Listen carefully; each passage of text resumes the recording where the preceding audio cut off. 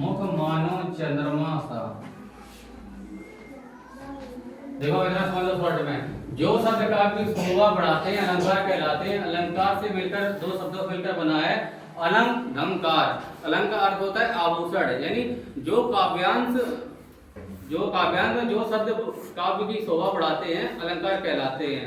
जैसे मनुष्य की शोभा गहनों से बढ़ती है, उसी प्रकार काव्यांश को शोभा बढ़ाने के लिए कुछ हम अट्रैक्टिव शब्द जो यूज करते हैं वो शब्द काव्यांश की शोभा बढ़ाते हैं। अलंकार उसके दो भेद है, एक शब्द अलंकार और एक अर्थालंकार।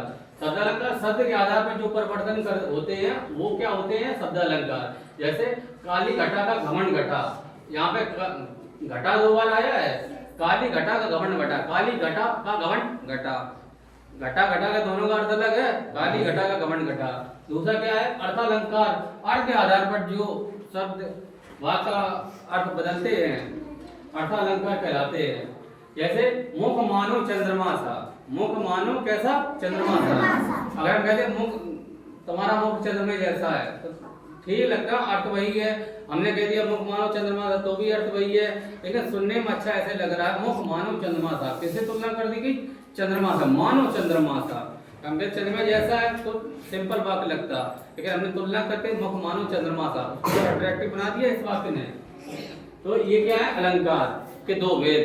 अब इसके कुछ रूप होते हैं, कुछ प्रकार होते हैं, जैसे श्लेष अलंकार, यमक अलंकार, अनुप्रास अलंकार, भ्रांतिमान अलंकार, ठीक है बहुत से हैं। जैसे श्लेष अलंकार में क्या होता है, एक शब्द बार बार आएगा तो क्या होगा श्लेष अलंकार, और हर बार उसका क्या होगा अर्थ अलग। क्या होगा अर्थ अलग।